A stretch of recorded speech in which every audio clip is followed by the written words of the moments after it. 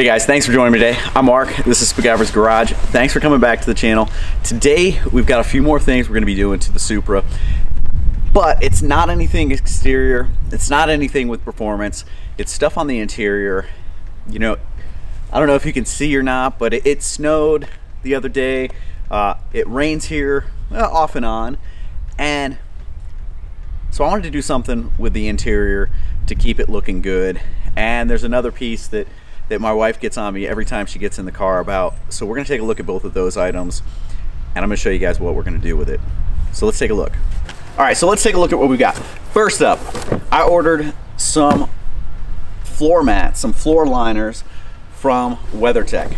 So I wanted to make sure that, you know, the carpet in there is not getting messed up, especially when it's wet out. This is my daily driver. I drive it to and from work when I go into work. But I drive it to and from work, and I want to make sure that when I'm getting it out, I'm not ruining anything. So I'm going to pull the current liners, the current floor mats that are in there out. I'm going to put them upstairs, keep them out of the way for a while, and install these.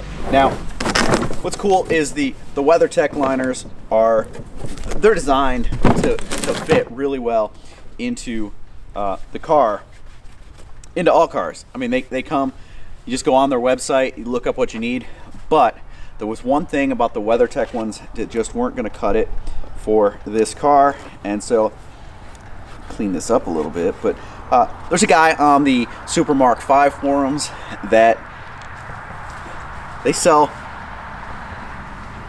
logos. So check this out. All right, I wasn't happy with the WeatherTech logo being there, so we put in a GR Supra one. It's got the refraction blue outline there, and it's just another, I mean, it's just a little piece that kind of sets it off and customizes it, personalizes it a little bit. And I've got these for all of the pieces that go in the car, so we're going to install that. So let's get to installing. Okay, so if we look at the stock ones that are in here, they come out with, they've got some Velcro right there, but there's a little slot right in the middle of that Velcro. So you'll pull these out, set them aside, and then we will install little pieces that came with the WeatherTech set that go in there. Okay, so here are those Velcro pieces, and if you pull them up on the bottom side, they have the same hook that is on the pieces that come from WeatherTech. So what you have to do is actually grab a hold of them and twist them 90 degrees in order to pull them out. And then you'll do the same thing with these, and you want to make it so that that hook is going towards the back. So you'll put it in, twist it that 90 degrees, make sure that you're in the right way, twist it that 90 degrees, and now it's in there. Do the same thing over here, get it in there, twist it, and now it's in. And so now you have the connection points that you'll be connecting for the WeatherTech mat. And there you go. Right here are those two pieces I just put in, clipped over it. You got that nice logo right there, and it really cleans it up and will protect the floor down there. Now I do need to vacuum back there for sure. All right, here's what the WeatherTech looks like on the passenger side. You can see right here that logo inset in there. Works really nice in here. Okay, so the floor mats are in. Next up, well, this is the piece that my wife always complains about. I don't know if you can see or not, but there's a lot of fingerprints because I like to just use my fingers on the infotainment center. So you can see all the fingerprints on my infotainment center. Every time my wife sits in the passenger seat, she sees these and she gives me crap about it. So I reached out to Marshall from Visconti. I saw that he was selling some screen protectors for this that had anti-glare and anti-fingerprint. So I went ahead and picked one up, and that's what we're gonna be installing today. So we're gonna get this all cleaned up, get all the fingerprints off of here, get this surface prepped. We're gonna follow the instructions perfectly so that we get this thing installed and it's done right. So first up, we're gonna clean it up using the alcohol swab and get this thing ready for install.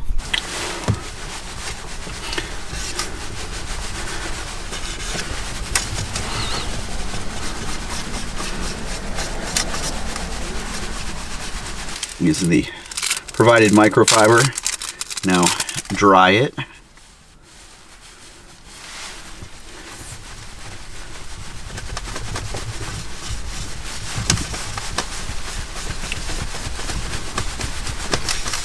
and dry it really, really well, making sure that there's no water spots, no fingerprints left on there, no streaks, no nothing. That's what's great about these microfibers, is they can really clean things up.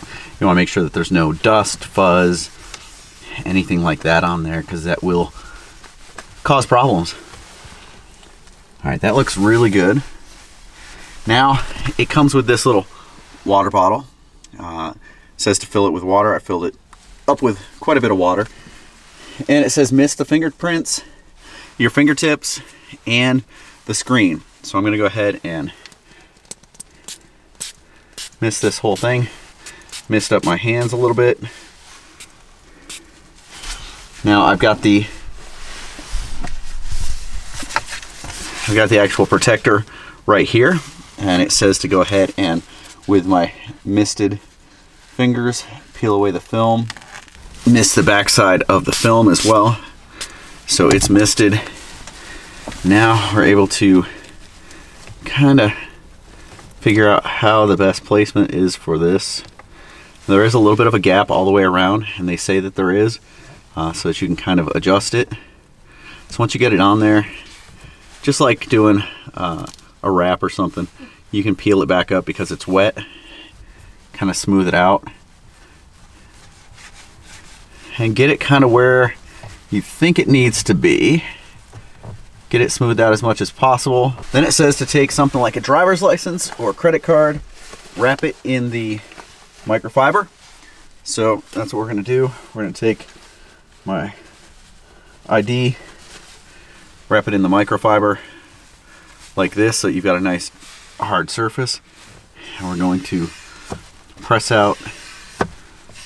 outward all the way, just like a squeegee, like you would if you were doing a wrap.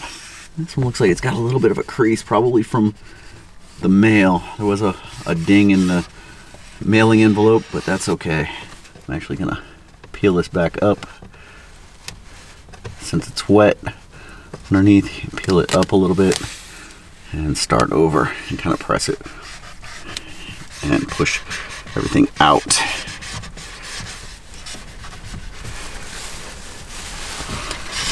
And there we go. That's pretty much how it needs to be. Just kind of wipe it down. That's better. Not perfect, but we can make adjustments to it later. With that, I may order a new one just because of that. It's probably a little piece of dust or something right there, which is causing that. Not a huge deal, but if I was to turn the power on, you can see through it. Everything looks good there, and it's not going to be a big issue. Let's see, are we still able to do all touchscreen stuff? Yep, everything works, everything operates, and the best part is this should not leave any fingerprints on there. So good deal. Now, one of the things I've wanted to do with this, and I'm running Apple CarPlay, but I really wanted to do screen mirroring so that I could put the JB4 stuff up on the screen. I've not been able to figure out a way to do that. I'm gonna keep playing with it. Maybe I need to disconnect CarPlay completely and then go back in and try screen mirroring, because it seems like it's not allowing me to connect through Wi-Fi because it's already connected through CarPlay. So I'm gonna do some back and forth to try and see if I can figure that out, and I'll let you guys know if I can figure it out, because it'd be really cool to get all those gauges up on there so that I've got a good idea of what I'm doing right there. I know I can't control it and I can't start logging through the actual iDrive system, but it will give me a chance to have all the screens, all the different gauges that I select up there, and so I'll be able to monitor everything as I'm going. But for today, I got those floor mats in, the WeatherTech ones with the special Supra emblems on there, and I got that screen protector in there. It's kind of disappointing that it has that little crease in there. I may reach out to Marshall and get another one on the way. We'll see. We'll see how much that bothers me. It'll probably bother me a lot, so who knows. All right, guys, appreciate you guys checking this out. If you haven't done so before, go down and hit that subscribe button. Right next to it, there will be a little bell icon. If you hit that, you get notifications every time I upload a video. Thanks for checking it out. See you guys.